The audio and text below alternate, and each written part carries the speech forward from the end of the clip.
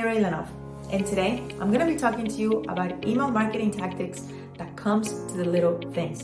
And why the little things? Well, these are not written anywhere.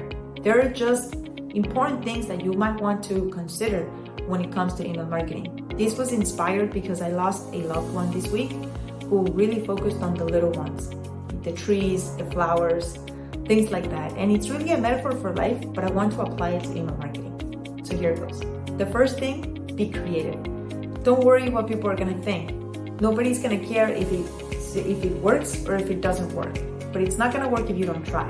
So be creative. And as an example, one of the people that I follow actually did an offer for a product of $5, and after 50 purchases, then the price kept increasing by $5. So it started at 5, then it went to 10, then it went to 15, then it went to 20, and kept going. So the purpose is to just be creative, to find a way to connect with your audience. He was selling it through email. He didn't even have a landing page or a sales page. It was just a cart, an email, and that's it. So he was just being creative through email, and that really worked. The second thing is to be yourself. Don't worry what people are gonna think again, but being yourself and having the brand, if it's yourself or if it's a company, to be part of that connection, okay? So an example with this is if you're great at video, then do a lot of videos. If you don't feel comfortable with videos, then practice a little bit, but still be yourself, because people are going to connect with people. People are going to connect with that energy that you bring to the table. So don't worry what people are gonna think, just be yourself. The next one is focus on the connection.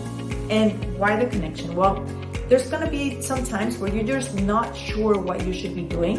And that's exactly when you want to be asking your audience, when you want to be doing the research, when you want to find out how is this going to work, how I'm going to connect. You can create offers, you can create nurturing sequences or emails, whatever it is, but the connection part should always be there.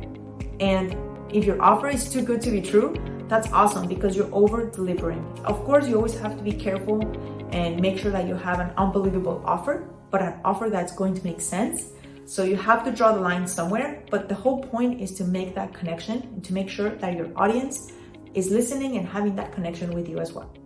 Again, my name is Mira Ilanov. If you need any help with email marketing, let me know. I'll be happy to help. Bye-bye.